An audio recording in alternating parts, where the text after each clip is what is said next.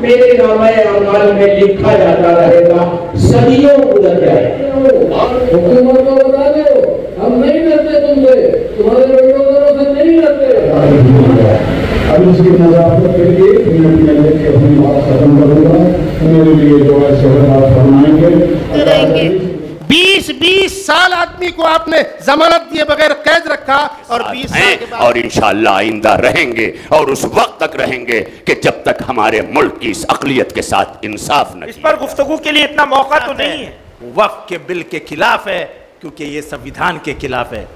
मुझे लगता है कि मुमरा में और इसका प्रचार और 750 किसान शहीद हो गए और उन्होंने अपनी बात मनवाया। उसके बाद ये वायलेशन है आर्टिकल 14, 15, 16, 25, 26, 28 संविधान का। इक्वालिटी की बात करता है संविधान, डिस्क्रिमिनेशन नहीं होना। लेकिन याद रखना, आज ये बहुसंख्यक के तौर पे, बहुमत के जोर पे संसद में इन्होंने कानून पास किया है, लेकिन याद रखना वक्फ तरमीमी एक्ट के खिलाफ मुमरा में एक एहतजाजी इजलास मुनक़िद किया गया, जिसमें मौलाना महमूद दरियाबादी, मौलाना खलीमुल्लाह कासमी, मौलाना उबैदुल्लाह खान आज़मी, मुफ्ती हुज़ैफ़ा कासमी, मौलाना अली असगर हैदरी समेत कई उलमाए कराम के अलावा सियासी लीडरान में MLA जितेंद्र औहाड़, MLA अबू आसिम आज़मी, साबिक MLA वारिस पठान और दीगर पार्टियों के लीडरान ने शिरकत फरमाई। जहां लीडरान व अकाबरीन ने यही कहा कि ये कानून किसी भी कीमत पर मंजूर नहीं, लेकिन ये इतनी आसानी से वापस भी नहीं जाएगा। इसके लिए अवाम को किसान कानून के खिलाफ किसानों की तरह एहतजाज करना होगा। अभी हम सिर्फ जलसे जुलूस कर रहे हैं, वक्त आया तो अवाम को इस एक्ट के खिलाफ सड़कों पर भी उतरना होगा। भूख हड़ताल, शाहीन बाग की तर्ज पर धरना भी देना होगा। इस जलसे में अवामुन्नास की भीड़ उमड़ी थी, जिसमें अक्सरियत मजहबी इदारों से मुंसलिक लोग थे।